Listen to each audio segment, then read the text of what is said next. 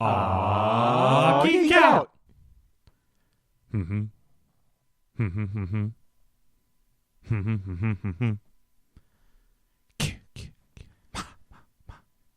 Several years have passed since Tommy Jarvis put Jason to rest at the bottom of Crystal Lake, but Tina Shepard inadvertently frees him from his underwater prison when she unlocks her latent telekinetic powers. Jason then restarts his crusade of vengeance, killing everyone in his path. Can Tina control her newly discovered powers and save everyone around her? So welcome back to another exciting episode of The Long Night at Camp Blood. I am your host, Chris Nolan, and today we will be discussing Friday the 13th, Part 7, The New Blood.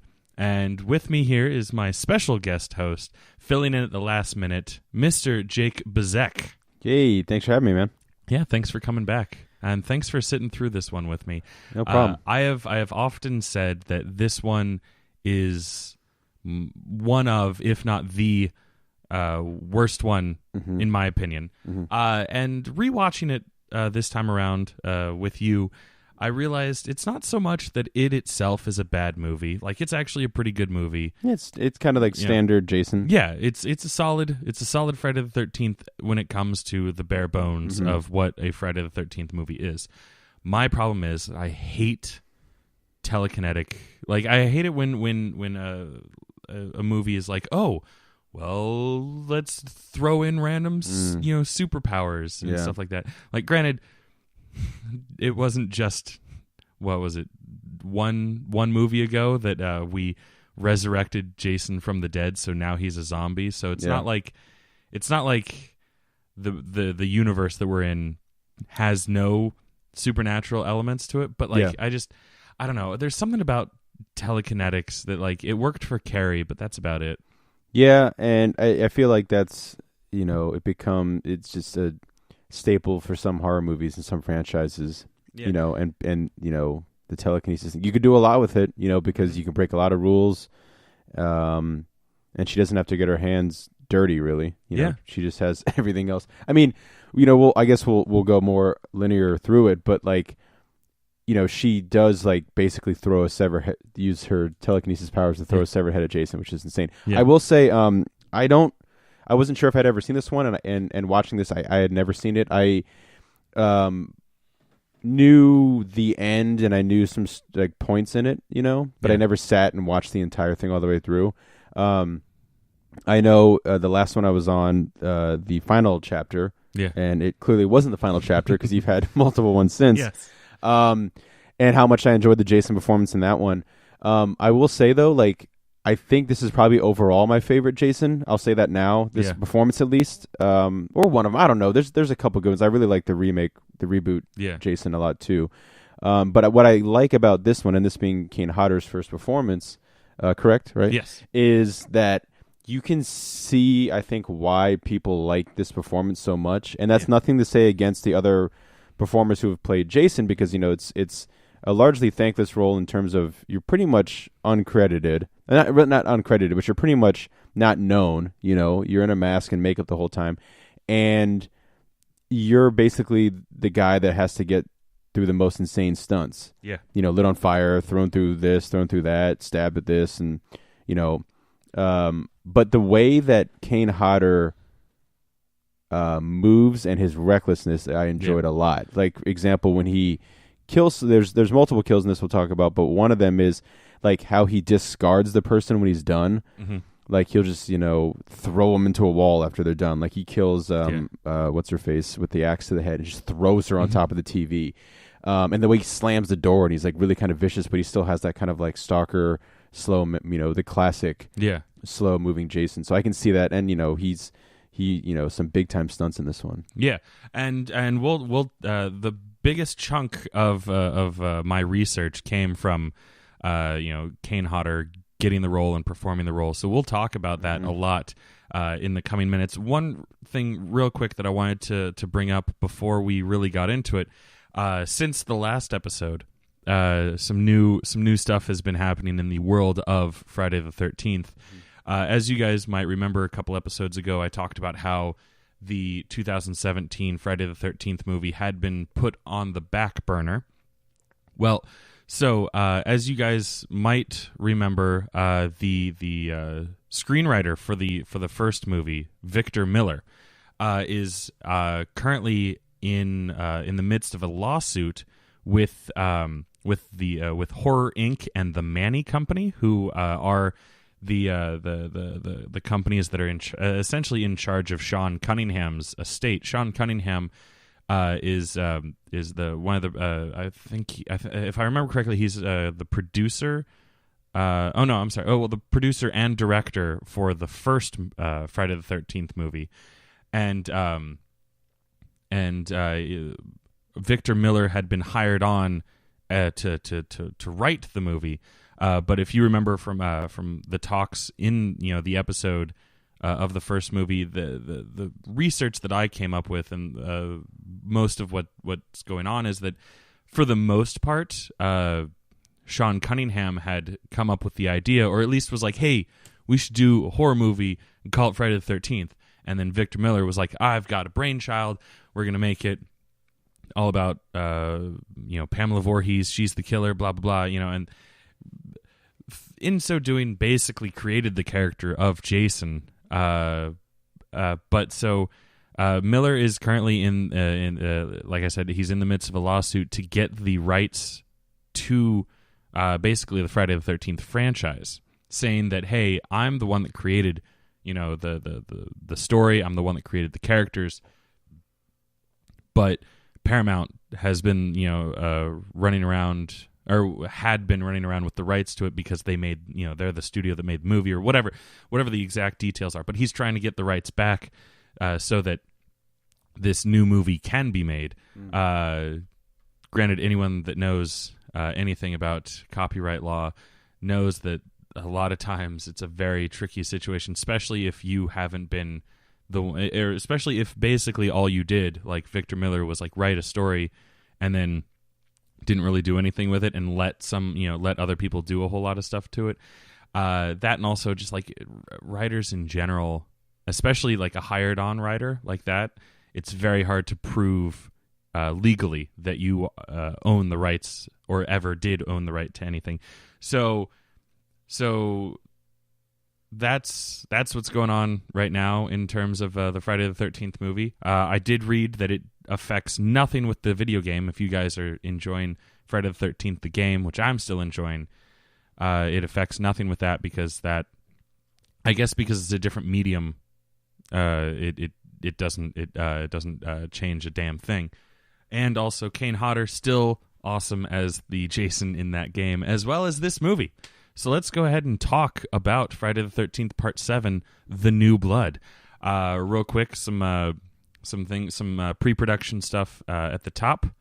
Or I guess production stuff. I don't know. Whatever. Some stuff at the top. Release date, May 13th, a Friday, 1988, which is about a year and a half after the Part 6. And it was released again by Paramount Studios. Runtime was 88 minutes, which is 1 minute longer than the previous one, if anyone cares. I do. There you go. You're welcome. This one is written by Manuel Fidelo, or Fideo, I guess, because it's two L's, and Daryl Haney. Produced by Frank Mancuso Jr., we've heard that name before, Lane Peterson, and Barbara Sachs.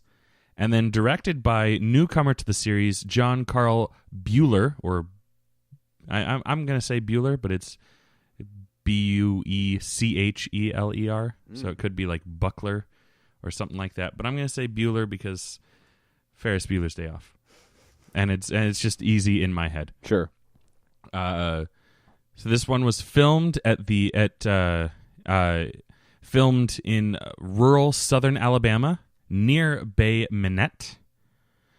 Had a budget of $2.8 million, which is $0.2 million fewer than the previous installment, and only grossed $19.1 million. Still a financial success, but that is $3 whole million fewer than the previous installment had grossed.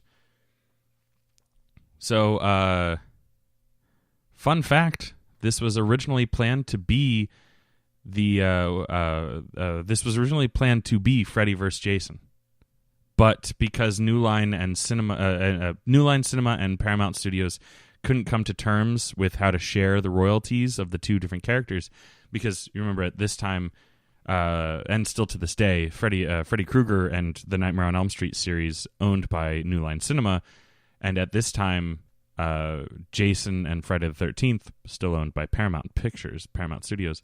So they couldn't reach a deal to make that happen. Although anyone that knows their Friday the 13th or Nightmare on Elm Street history knows that eventually it did happen, but it took a little bit over another 10 years, I think. It was about 2003 that Freddy vs. Jason came out. I think so. That sounds about right. Yeah, so took about 13-ish years for it to happen, but it did happen, and we will be talking about it on this podcast. So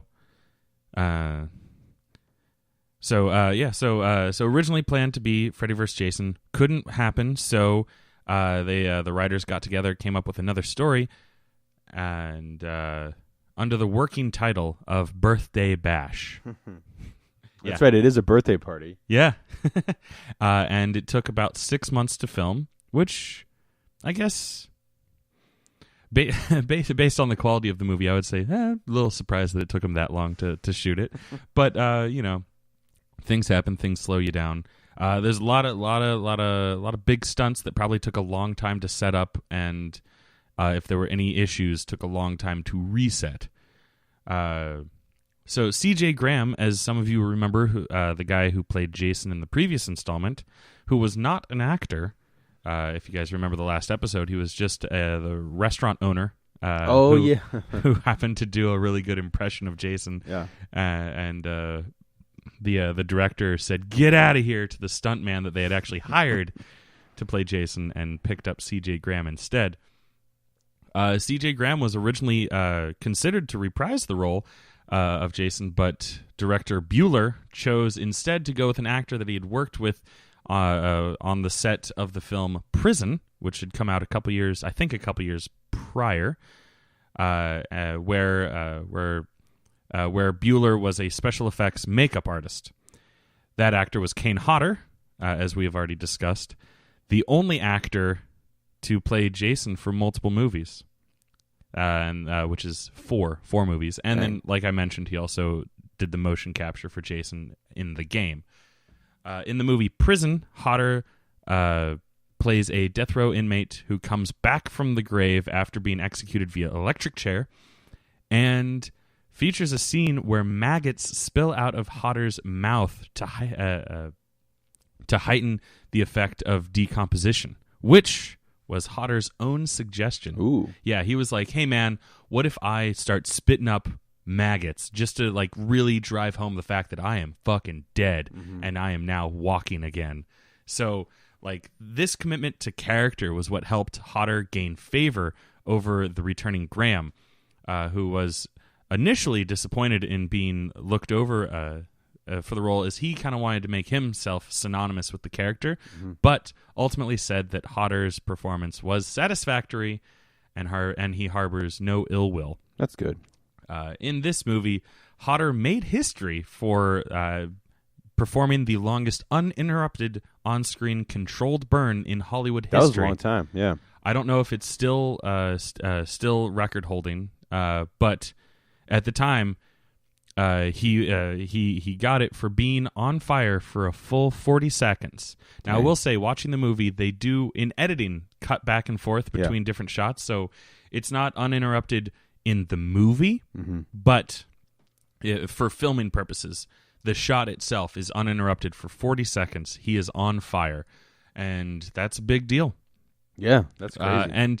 And unsubstantiated, we weren't able to find the facts, but Jake did bring up the point while we were watching that what was it you he suffered burns over a good section of his body. I'm actually trying to look it up right now, and I know that it was during a stunt. We're just not sure if it was during this stunt where he suffered a shit ton of burns.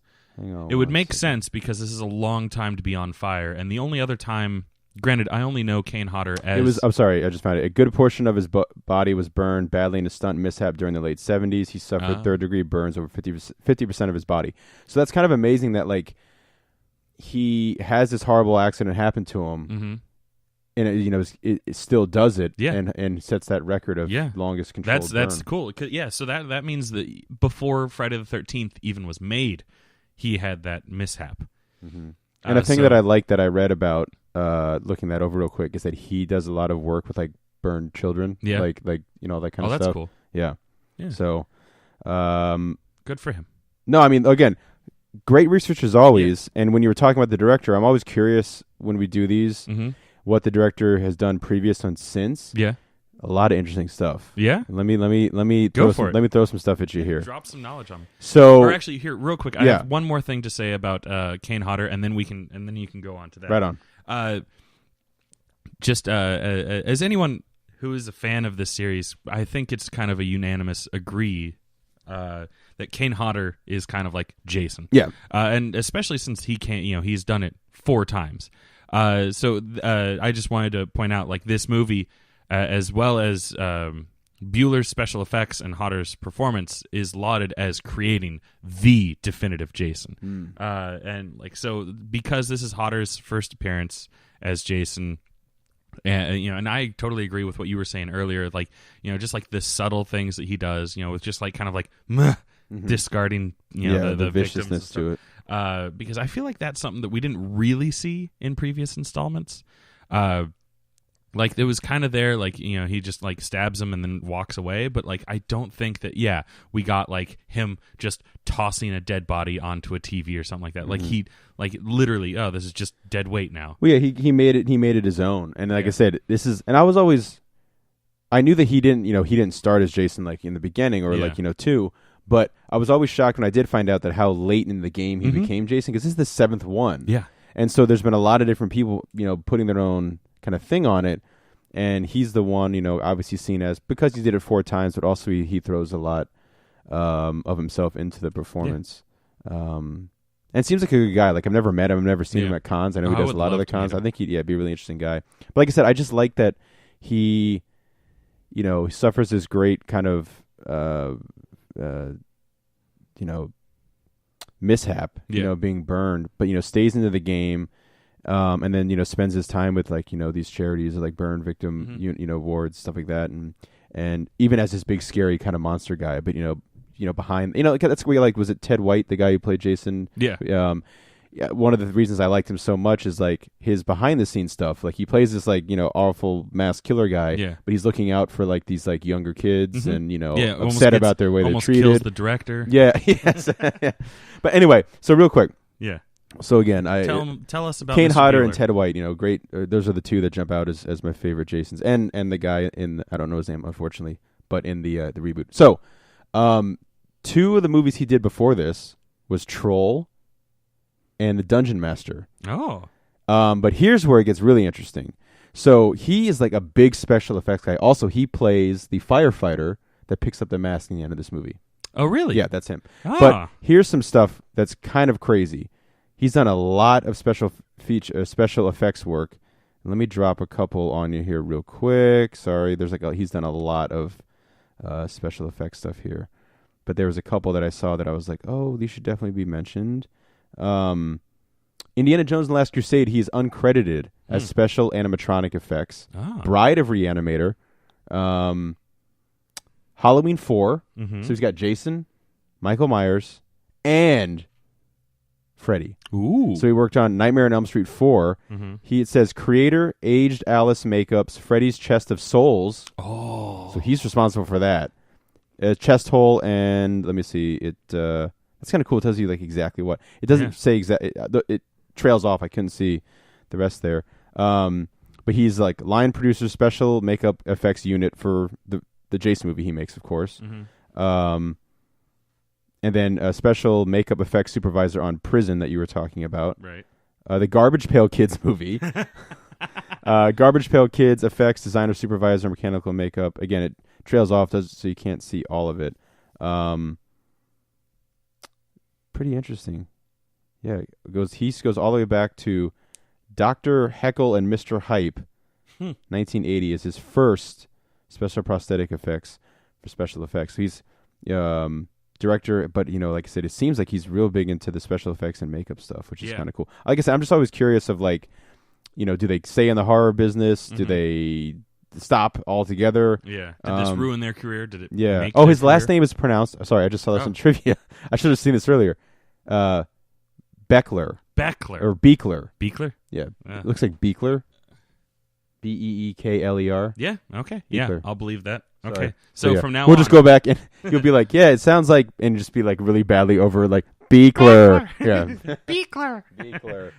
So sorry about that, but props to your uncredited Indiana Jones 3. Yeah. Or Last Crusade. So anyway, throwing that on there real quick. Throwing that in the research. And then, so during the editing process, in order to avoid receiving an X rating, 9 out of the 16 deaths in the film had to be edited down. I was going to say, because they're like watching this movie, there's nothing in this that comes even close to X. Yeah. Because most of the kills, they're completely off screen. Yeah. And that's what they did. Most of, like the Wikipedia article like explains like exactly what happened, and I was like, I don't feel like doing this for all 9 of them. Yeah. But for the most part, it's basically just cutting, like just. I'm curious. I'm not going to look up all of them, obviously, but I'm curious because we kind of both geeked out about probably the most famous kill in all of Jason is in this with the sleeping bag. Mm-hmm. But I'm curious. I'm going to see if like they had to if he did multiple hits and they had to bring that down. Let me just take a look real quick. Yeah, sure. So you can talk amongst yourselves. Yeah. Well, so in later DVD releases and various home video releases, the full scenes were added back as deleted scenes. So you still had to go through like the special features, and most of them were like just work print quality, so like not cleaned and polished up and whatnot. And then the weekend of its release, it was the #1 movie, grossing $8.2 million, about half of what its total gross was just in the opening weekend. And then ultimately, at the end of the year, ranking number 53 in the highest earning films of that year. Let's see. Find anything good yet? And most of it just seems to be like more blood or guts. Yeah. I don't think the sleeping bag one was one of the ones that was edited down. So, okay. This is when I was like, when you said that, I was like, they must have cut from this. So Dr. Cruz, in the movie, the version we watched, he's got the tree trimming saw. Yeah. Which is hilarious that he just like finds that. And he goes down the cut in the stomach. As it cuts away. You see a reaction on the face and dead. So here's what they cut. Dr. Cruz's death showed Jason's tree trimming saw violently cutting into his stomach, sending a fountain of blood and guts in the air. Definitely not in the movie there. Yeah. Melissa, who's like the mega bitch, who's the one who gets like thrown violently afterwards. Yeah. Original death had Jason cleaving her head in half with an axe, with a close-up of her eyes still wriggling in their sockets. That's definitely not shown. Nope. But like you said, they do have versions there. Yeah, it looks like surprisingly they don't have anything about the sleeping bag one. I guess that one. But I thought maybe it was like multiple hits. Yeah, well, I guess because that one didn't have like any gore. That's true. It was probably fine. That's true. Yeah, because he rams into the tree and then he falls out of the sleeping you could bag. just pretend that it's a sack of potatoes. That's right, sack of potatoes. But that was the one I was like, oh, this is the one with the sleeping bag. Come back for Jason X. He does it again. That's right. He gets like the virtual reality. Yeah. But so let's talk about what happens in this movie. So we start out with probably the dumbest cold open. The montage is. I was going to say just not again. I haven't watched all these with you, but like kind of all over the place. Like for a montage that's trying to get you prepared for what you're about to see. Like halfway through the montage, I was like, did the movie start? Yeah. That's Jason. But okay, actually, we're getting the end of this movie and thrown all over the place and kind of just really weirdly put together. And it has the movie trailer voice narration. It does, yeah. Like the first time I watched it, like I forgot that it one of the last times that I watched it, I forgot that it had that, and I was like, oh, because I rented it on demand, and I was like, oh, does it come with the trailer too? Because I know things like that have happened before. Mm-hmm. I mean, my Back to the Future Part 3 Laserdisc comes with the trailer for Part 2 and Part 3, and it before the movie, which is weird. Yeah. But yeah. So yeah. And then after that, we get the actual like cold open of the movie itself, where Tina as a babe kills her father In 1991. Yes. On Friday the 13th. Yes. Yeah. Oh, don't worry. We'll go over the timeline. Yeah, that's something where like if How Did This Get Made did this movie, like 25 minutes would be devoted to the fact this was made in 2001. We talk about 2001. Yeah. But yeah, so we see Tina. She runs out of the lake house because from what we can gather, her father is drunk and abusing her mother. The mother, yes. Yeah. And she runs out because she can't take it anymore, which is fine, believable. Yeah. Gets out on the lake, and her father runs out to the dock to try to coax her back to the house. Before this, I wanted to point out, just to solidify the timeline, the first proper shot of the movie we see is Jason in the lake. So even this opening scene where we have young Tina, even that takes place after the events of Friday the 13th Part 6. Because I remember when I was looking up the timeline of this movie, I was like, well, but really? And I literally went back and rewatched just to make sure that they established that Jason was there. So this is 1991, presumably. I forget exactly how like the people online figured out that it was specifically 91. What do I have in my notes for? Okay, yeah. So in my notes, the timeline that I was keeping, the previous movie did take place in 1990. So they don't actually say how much time has passed in between this movie and the previous movie. It could very well be 2005 when this scene with young Tina is taking place. Yeah.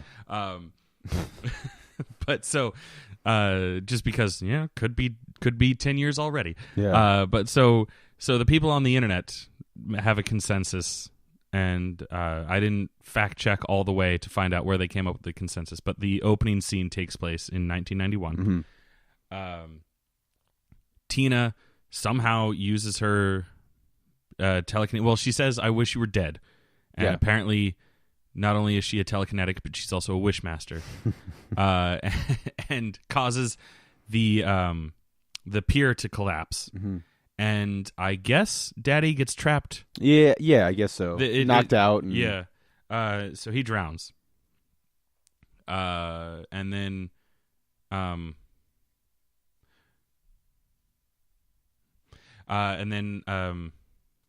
then we flash forward, presumably 10 years. I mean, also, she's definitely, older. Yeah, she's definitely aged. Her mom has not aged. Not at all. I mean, like that threw me off. Where I was like, she looks exactly the same. Yeah.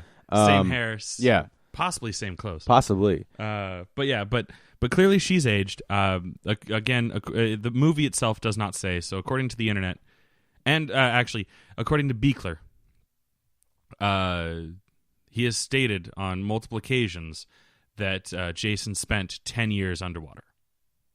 Yeah. So even if it's 1988 when the movie takes place, it's still 1998. You know what I mean? Yeah. But the fact that from what I saw on IMDb said 91 to 2001, it blew my mind that I was like, this movie, like the majority of this movie takes place in 2001. Yes.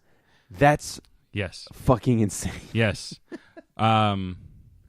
Presumably, because it was released in May, it takes place in May of 2001, which means it's still a pre-9/11 world, so that holds up. But, I mean... That was a dumb joke. I apologize. But, like, they don't do anything They don't do anything to make it look like it's 2001. No, it's like, hey, it's still the 80s, guys. The cars still look, like that. The fashion is still the 80s.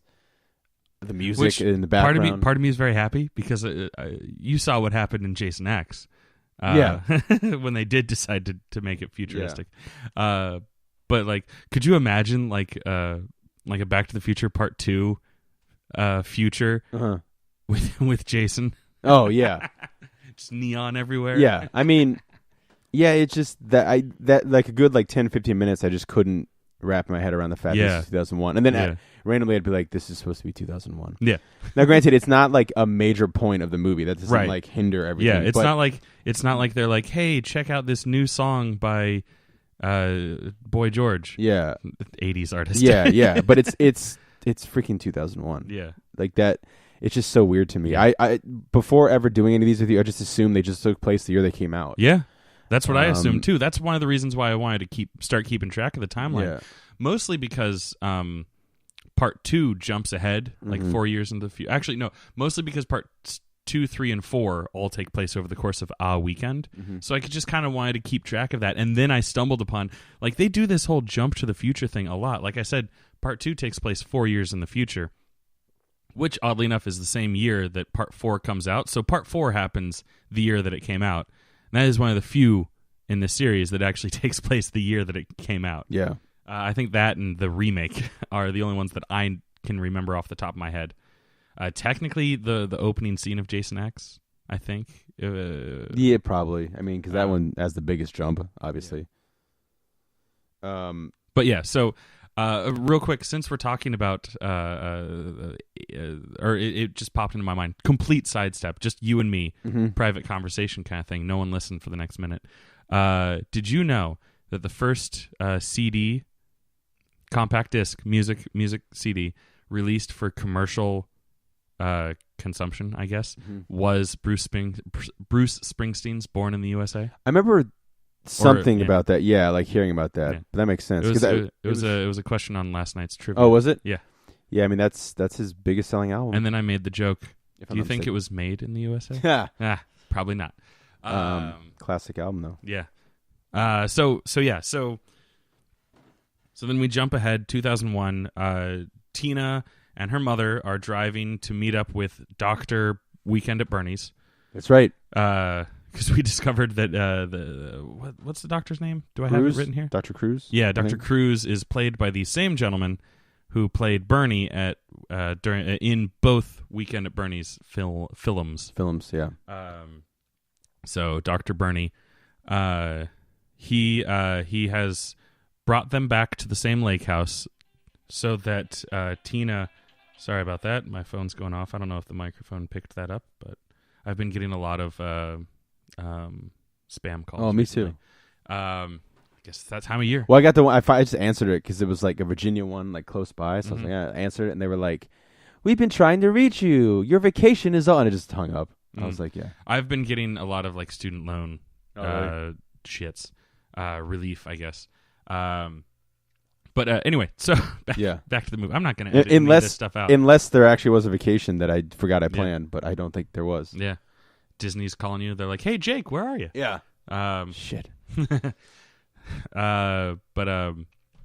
So Dr. Cruz has brought them to the same lake house under the guise of helping her confront her guilt over killing her father, quote unquote, because, of course, there's no way that she could have killed her father. It's a freak accident. Yeah. By the way, for the past 10 years, Tina has apparently been in some intense therapy over the guilt that she's been harboring because she is sure that she is the reason why her father died. We quickly find out that Dr. Cruz is actually in it to win it. Snake eyes. Snake eyes. Eat your celery. Yeah. I lost my train of thought. He's in it to win it because he's figured out that she has telekinetic powers, and he's like, I'm going to make a fortune, exploiting her. And while wearing awesome sweaters. Yes. Because I've noticed if you're a psychiatrist or doctor of brains, you have you mean a psychologist? Yeah, psychologist. You have awesome sweaters. Yeah. And sweaters. Yeah. The best. Yeah. I want those sweaters. You think is there a movie where Cosby was a psychologist? I mean, he was a doctor on the Cosby Show. Yeah. But I mean, like, not him. Would you say that those are great sweaters? No. Terrible person. Yeah. No, but I mean, like, no, I don't like that was like all like just everything craziness. I like the wool kind of like button up or like he's got a couple in this. Yeah. That are very nice. Mm-hmm. And of course, Dr. Fraser Crane wears some sleek stuff. Yeah. So he intends to exploit her telekinesis, realizes that the only way that she can really perform is under duress. Well, distress too. Mm-hmm. But so he's like, I'm going to take her to the lake house where she killed her father and get her anxiety way up there so that she can pow move matchboxes. Books, not a box. She does light a matchbox. It's a book. I was a book of matches. Yeah. I was correcting myself on what type of container of matches it was. Yeah. She moves it and then gets really upset and lights it on fire. And then just leaves. Yeah. And then of course, the cabin next door is rented out by a bunch of partying college kids. Yeah. Same old. Yeah. And Nick, the heartthrob of the group, takes a shine to Tina and invites her to party with them. Another thing that like kind of like meh is me about this movie is that like a lot of it is pretty forgettable. Yeah. Granted, it's it's a slasher movie, but like from this point on, it's just like okay, and then he kind of runs through them. Jason kind of kills them. The co-eds are shitty to Tina, of course, because she's weird. There's a couple of them that get high. A lot of them drink. A lot of sexual activities. Yeah. Well, it's a Friday the 13th movie. But I mean, like, everybody. Yeah. Almost everybody. Here's something, though, because I think it's really interesting, maybe not great, but interesting how Jason comes back to life in this movie. There you go. So we're because I have a thing that when you were talking about Dr. Cruz's thing, I had an idea like the what if I made this movie kind of thing. Go for it. We're led to believe, and correct me if I'm wrong, that she's trying to use her powers to bring her dad back, right? Or she looks into the lake, right, and she's kind of like having one of her freakouts. And that that brings Jason back, or it frees Jason. Yeah. So I kind of like where you're going, or where you were initially going. Like the way I see it, like she's freaking out, and she's like, all I want is my daddy back. Yeah. And she just like is kind of like, Daddy, please come back. Please come back, Daddy. And that signal bounces off Jason's head, and instead of ricocheting over to, I guess, her dad's dead body that's still in the lake. She missed that one. It just gets absorbed, and Jason is like, oh, you want someone back? I'll be your daddy. Yeah. And he's like, I'm going to kill everybody. Because that means that inadvertently this is all her fault. Yes. Now, my thing is, Cruz is already the bad guy. Like, he's like, the evil human of the movie. Because, Well, if Scientology has taught us anything, is that psychologists are evil. Respect. No, I'm just kidding. No, that's a terrible religion, religion or whatever you want to call it. But group, yeah. But because there's kind of no rules on Friday the 13th, and Jason has been brought back in stranger ways, wouldn't it have been interesting if the doctor knew that what causes this, her telekinesis is like rage and fear? That he was the one who brought Jason back, and it's all his, you know what I mean? And he's kind of like, oh, Jason won't harm me because I'm the one who brought him back, kind of thing. Instead of like her going, I have the power to bring my dad back, but instead I brought Jason back. I could bring anyone back. You know what I mean? Like it's a Also, is she capable of bringing anyone back to life? I mean, could she bring her mother back to life? Who dies later in the movie? But like. Yeah, with Jason, it's a weird way. I mean, granted, it's a Jason movie, but it is like a weird way. It's like, oh, I brought the wrong person back. Well, it's because she hadn't honed her powers yet. She hasn't. Yeah, that's true. She had to use her powers 3 more times in order to be able to control them. Mm-hmm. But anyway, that was an interesting thing that like she is the one who accidentally brings him back, and he's like, "Here we go." Mm-hmm. Also, she like faints, and then he is like, "I'll get her later." Yeah. So he's like, I've got bigger fish to fry. Like you said, you were talking about kind of the quintessential Jason. His design in this is great, like with his spine coming out the back. Exposed bone. The exposed bone is really cool. That's the name of my my sloppy metal band. Exposed bone. Or I guess what was it? Gutter punk band. Is that what it is? I'm not sure. Oh.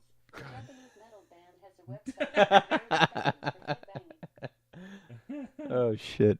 Thank you, Alexa. Thank you, Alexa. I need to buy one of those. Oh my god. Alexa, stop.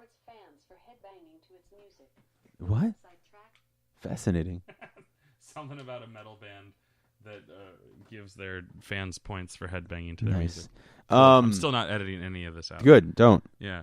I should remember to mute her every time. That's fine. It brings some interesting things. Yeah, that's what it does.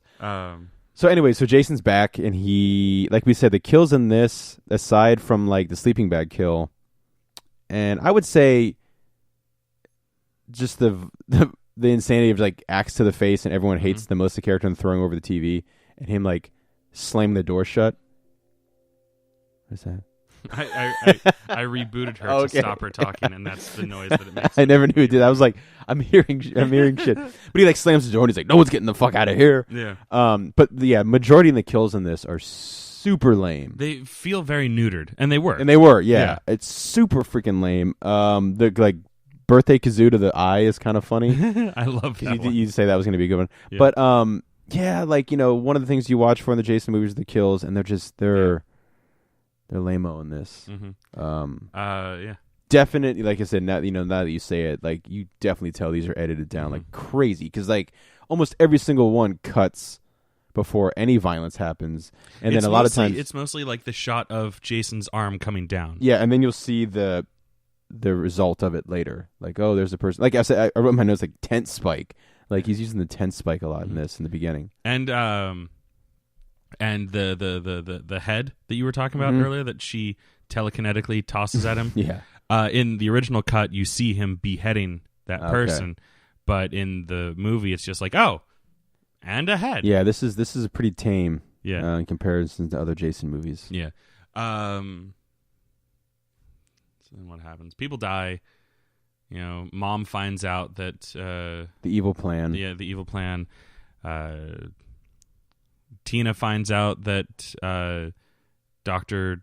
Bernie has been fucking with her, because there's that whole thing with the tent spike that was, jammed said, into the house that you later find out he hid from her to further her feeling crazy, I guess. But also, like, how the fuck did he hide it?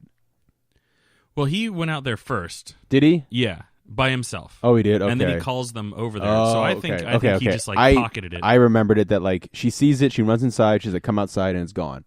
Mm-hmm. Fair enough. He goes out first by himself, and then he's like, come on, let me show you how crazy Tina is. Yeah. While doing the Weekend at Bernie's dance. That's right, yeah. And then we should address the expose. Yeah. Yeah, this is a breaking story. Yeah. So in the movie there is the character Dan and Judy, who are just campers. Judy is the sleeping bag kill, by the way. Yes. They are just tangentially, they just happen to be in the same area. Yeah. They're not related to the story at all. But they're the campers that Jason goes after. And So while we're watching it, Jake and I both discover that Dan is dressed in the exact same costume. Well, not even that. Like you made The first thing was that I made a joke about he looks like Will Forte. Yeah, the character Dan looks up at the camera, and I'm like, that looks a lot like Will Forte. Yeah, and then make a joke We just mentioned MacGruber. Yeah, and then you, super fan of MacGruber. It's one of the best movies ever made, for real. I love it. We should do a podcast just on You MacGruber. you should just throw in MacGruber as the next movie you do in the Friday the 13th series. Because it's related now. But it's exact same costume. I looked it up. Dude looks like Will Forte. Yeah. Wears the exact same rolled up clothes. exactly to the elbow. Has like white long underwear underneath it. The only thing that this character, Dan, is missing is the mullet. And that is the only thing that Will Forte brought to the table. Yeah. And we are Well, it's also, he wouldn't have a mullet because it's 2001. yeah, because the EMS person proved that. Oh, yeah, proved that. Yeah. He was retro, man. He was retro with the mullet. Yeah. Like hardcore mullet. Hey, man, 80s never died. Yeah, but like it's one of those things. It's not like, oh, that kind of looks like the MacGruber outfit. It's the exact same outfit. And I know that like the idea of a vest and roll up sleeves, that's not like foreign. Novel. Like that. Yeah, I mean that's happened. That happens all the time. But it's just funny that like this guy looks like kind of like Will Forte, and is wearing an identical outfit to MacGruber's. If only he had tried to like MacGyver his way out of the situation. Yeah, he didn't even try. No, I mean he got punched through the heart in the back. Maybe he is MacGruber's brother. Oh, Dan MacGruber. Dan MacGruber. And MacGruber found out about his brother dying in 2001. Yeah. Even though he's like a skilled guy, and he's like, that's never gonna happen to me. Yeah. Oh, crossover. Next Friday the 13th movie, get Will Forte. Yeah. As MacGruber. Vengeance on his brother's death. That movie is so freaking funny though. Like, you know what I mean? Yeah. And Chris Jericho's in it. Yeah, he is. Yeah. I love Chris Jericho. Yeah. He was on this week's SmackDown. Oh, really? Yeah. Returned to a huge pop. Of course. Put AJ Styles on the list. He's got longevity, man. Yeah. And like it's one of the things, like when he decides to hang up the wrestling boots, he's got a career in many other things. The podcast and music career, of course. But that's crazy. Yeah, I mean, he's still going strong. Mm-hmm. Good for him. Yeah. So MacGruber dies. MacGruber dies. Yeah. Then the sleeping bag kill happens. Awesome. And yeah, the because I did say, I was like, oh, the MacGruber kill up to this point is my favorite kill because he just punches him through the chest. And I was like, hold on. Yeah, and then I was like, wait a second. And he like cuts open the time. I was like, oh, he's gonna. Oh wait, that's the sleeping bag. That yes, yes, yes, yes, yes. It was good. Yeah, yeah, yeah. So then chaos ensues. Yeah, chaos ensues. Yeah, he's just popping people left and right. Yeah, popping people like pills. Yeah. Can we talk about the design of his face? Sure. Because let's skip ahead to that. So the climax happens, and Tina and Nick are the only ones left alive. Yeah, surprise. Yeah, and Jason. Well, real quick, let's go a little bit linear and talk about how Kane Hodder almost died. Yeah, so right before the mask, he supposedly was almost seriously injured. Mm-hmm. There's a fantastic stunt he does where he how does it happen? So they run up the stairs. Yeah, he's at the top of the stairs, trudges up behind them, and then Tina telekinetically swings a light fixture at him, and he falls backwards down the stairs. Falls backwards, and he falls through the stairs into like that little like the Harry Potter room. Yeah, Harry Potter room. Thank you. And actually, know what you're talking about with that.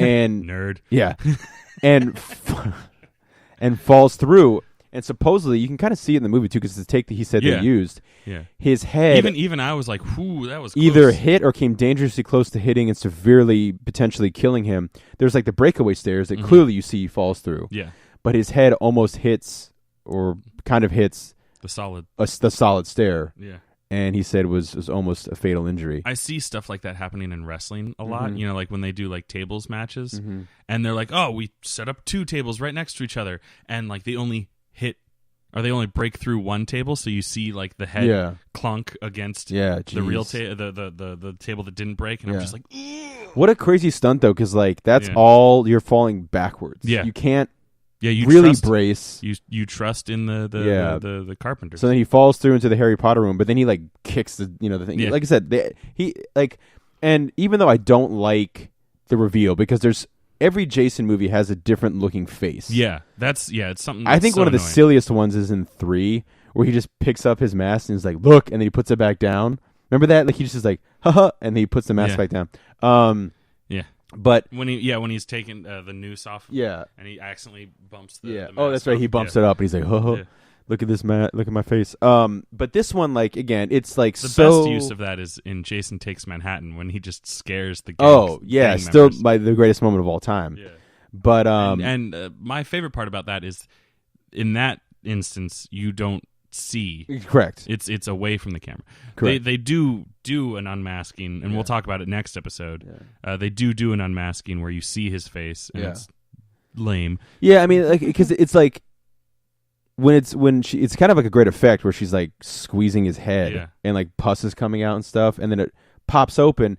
And it's kind of like, oh yeah, like he's I mean, granted, I know he's a zombie now, basically, but it's just so far gone into this like ridiculous. Granted, he has been underwater for 10 years. True.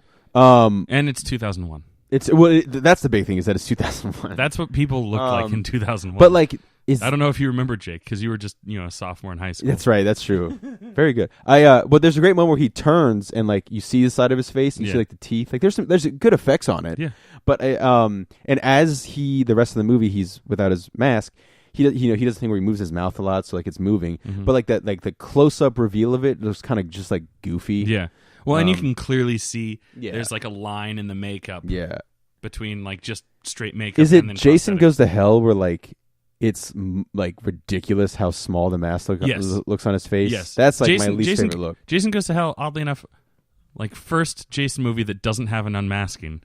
Yeah. But dumbest looking mask. It's like his face looks like huge and it's just like this tiny little thing that's like barely a hockey mask on his face. Mm-hmm. I've never liked that look. Anyway, but the overall look of Jason, this is fantastic. I think it's what most people think of when they think of Jason. It's either this or Part 3. Yeah. Like the clean, like, basically kind of clean, like mechanic look. Mm-hmm. Not Michael Myers, obviously, but like that kind of like two-piece. The jumpsuit. Yeah, jumpsuit. And then, or this one is just like the rotted jumpsuit. Yeah. And like, exposed rib. The rib, but the spinal thing too is freaking, is well done. Eddie Money. Yeah, but I mean, a lot of stunts in the end kind of wham bam with him, with Kane Hodder. Like I said, you get him falling backwards. Well, you get him jumping through the window, which is great. Like he jumps through like Spider-Man, almost.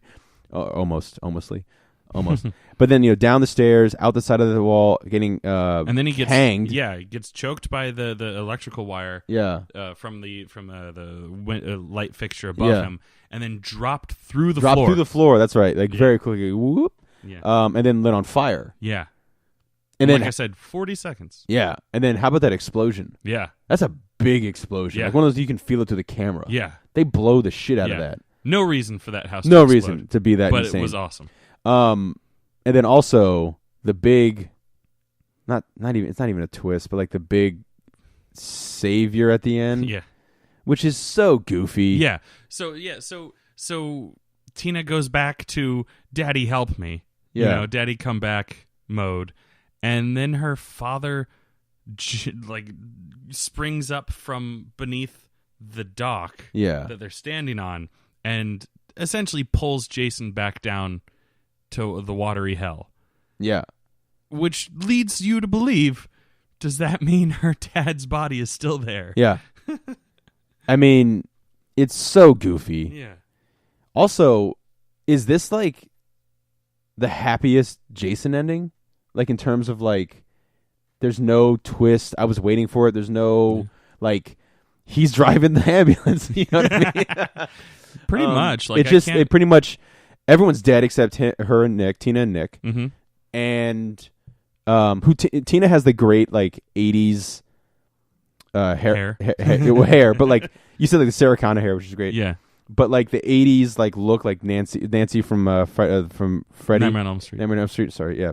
That kind of like great look, but yeah, she kind of just rides off into the sunset in the ambulance with Nick.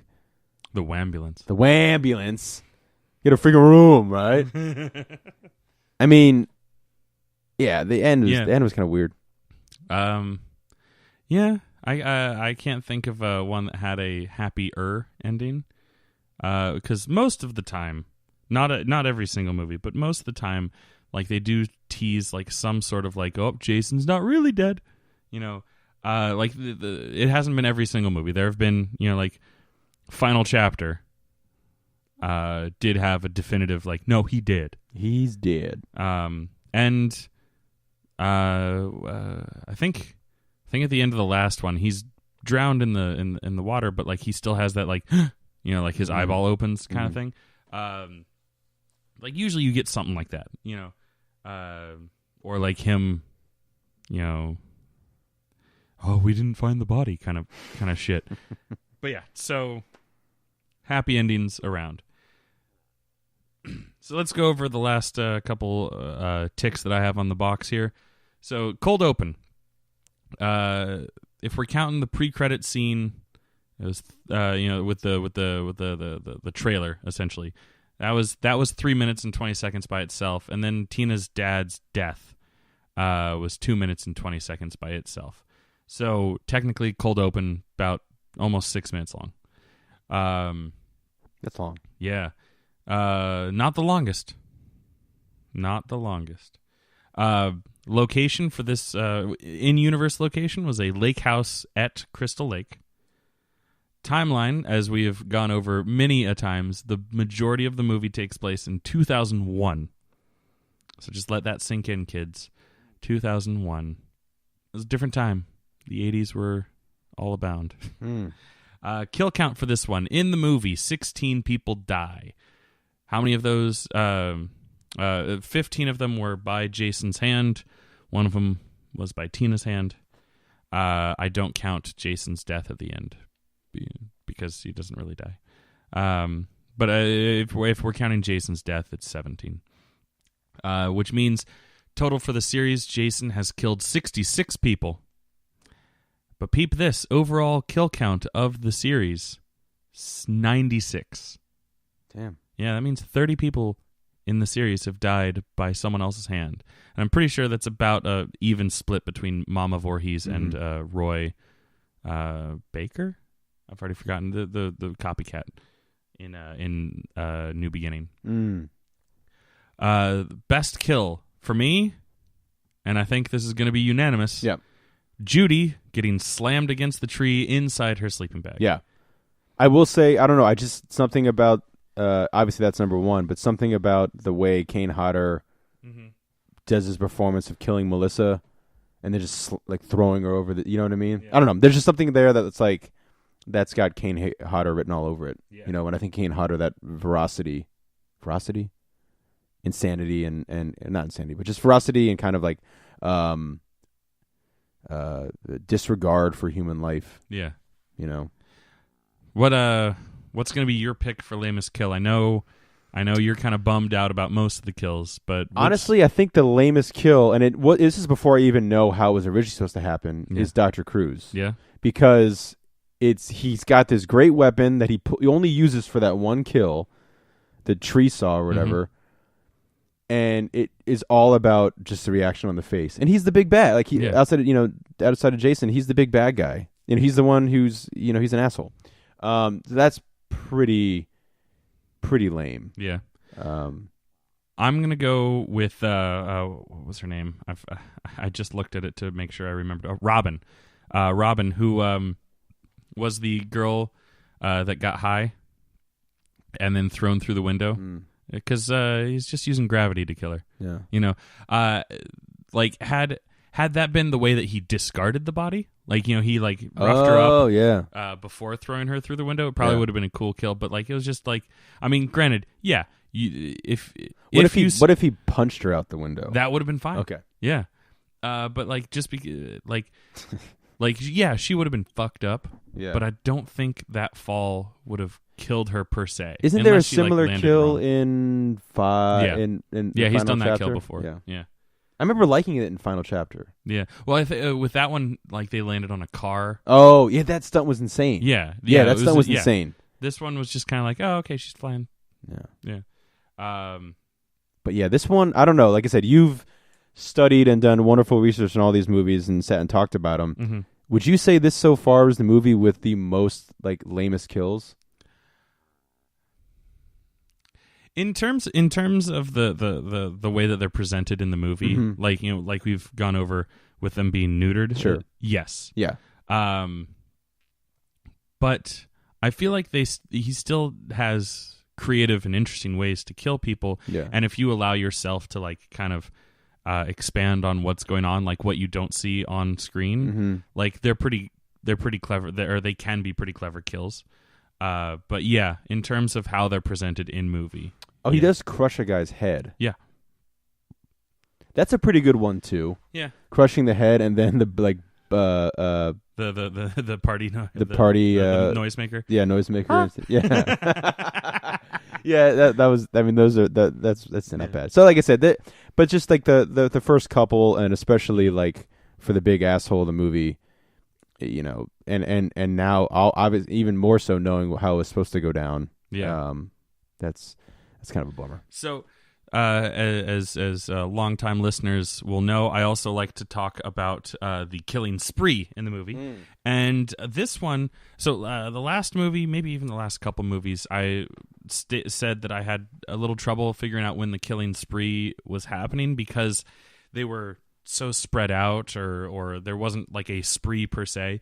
This one, watching it, I was like, you know what? I have a definitive moment personally where like I think like the killing spree actually starts, and that is with the death of Maddie, who is the geeky girl. I feel bad for her. Yeah, that's what I'm saying. So it's the first kill that you legitimately like feel bad for. Yeah, like I feel like it's the first kill that like you really, they really spent like some serious time on. Like the other ones, it's just kind of like, oh, Jason popped up and boom, you're dead. Yeah. Whereas this one, I'd agree with that.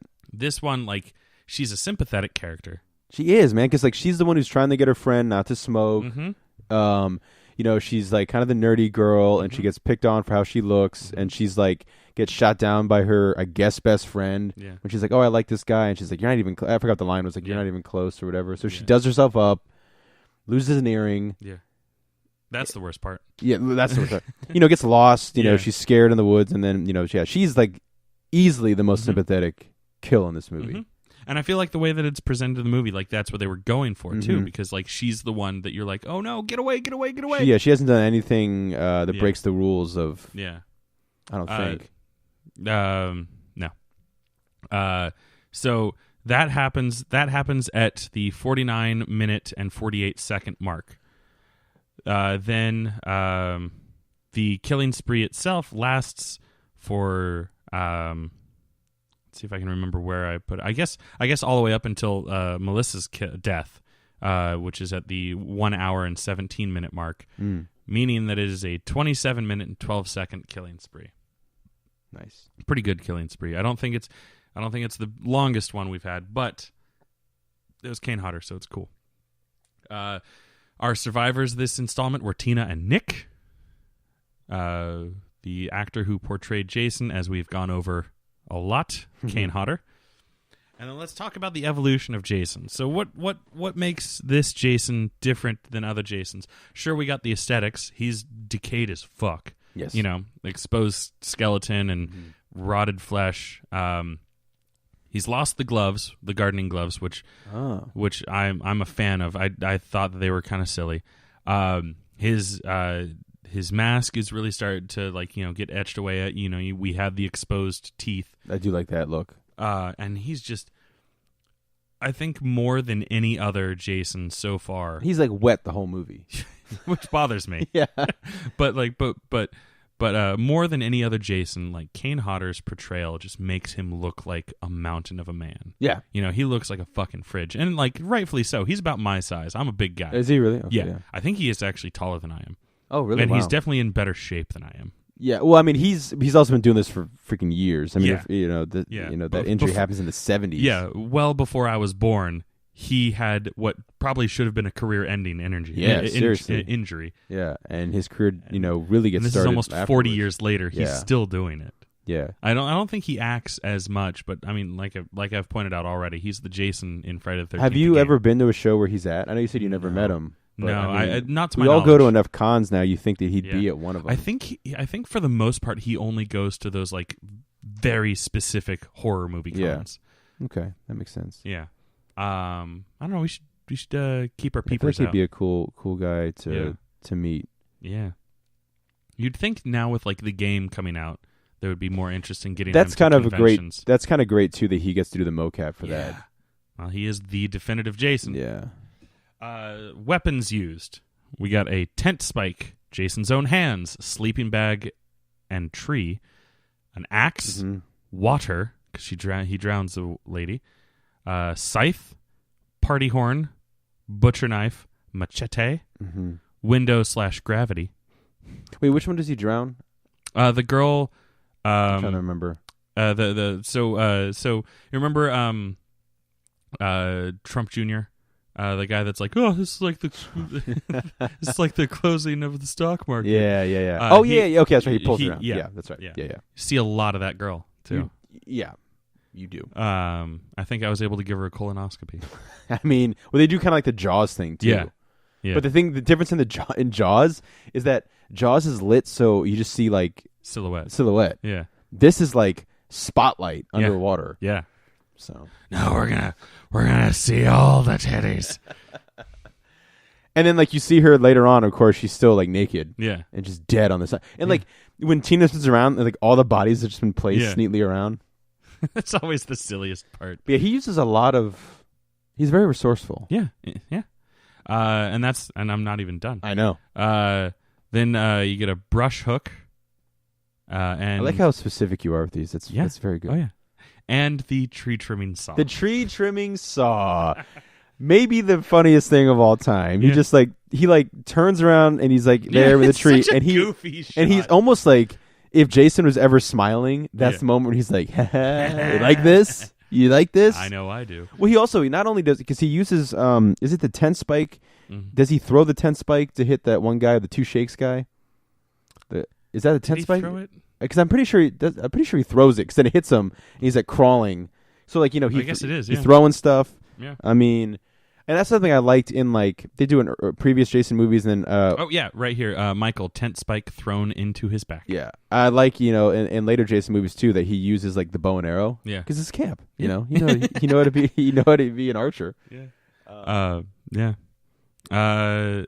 Real quick, the tent spike thing also. Talking about the game, when you play Jason, periodically throughout the map, there are tent spikes, or I guess in the game they're called throwing knives. And they are throwing knives, but same idea. They're buried into the walls of the cabins and stuff like that, and you can collect them as Jason and throw them at campers. What is the default Jason look in the game?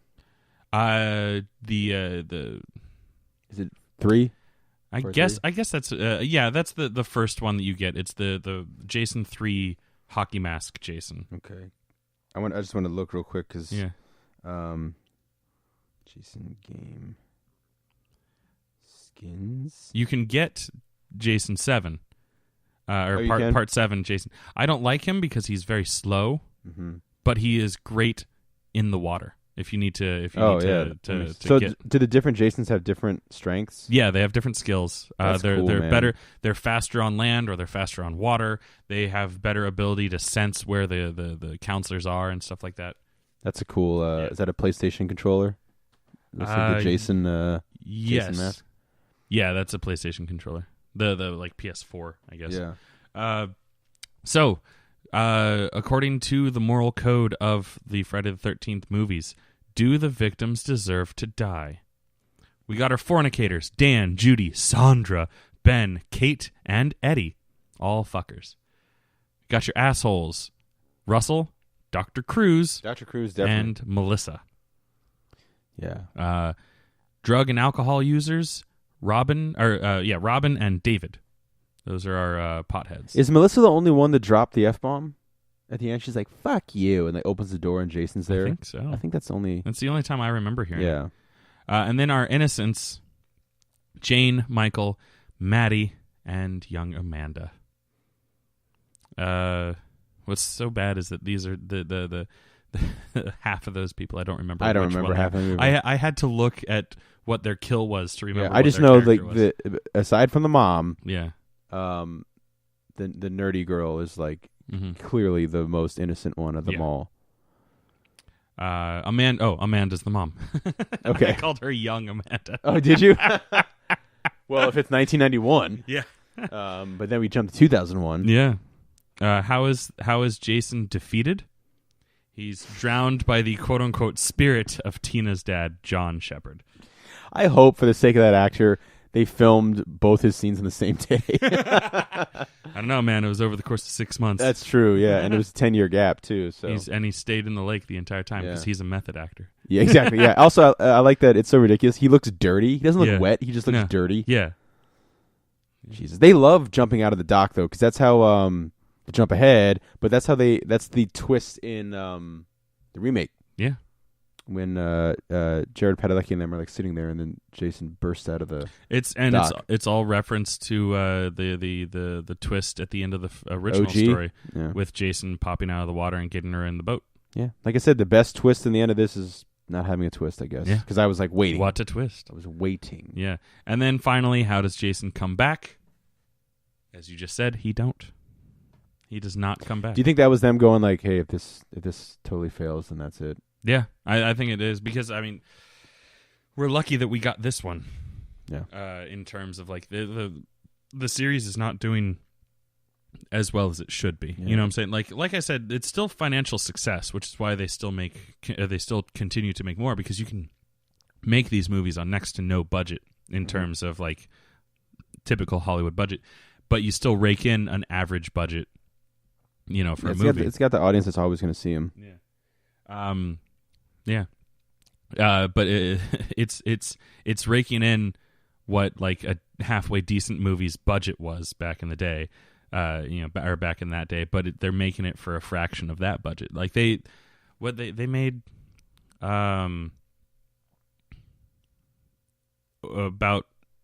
about 7 times their budget back. Fucking Batman vs. Superman didn't do that. No. Hell, Cap Winter Soldier didn't even do that. So props to Jason 7. Hey, 7 times its budget. Jason 7.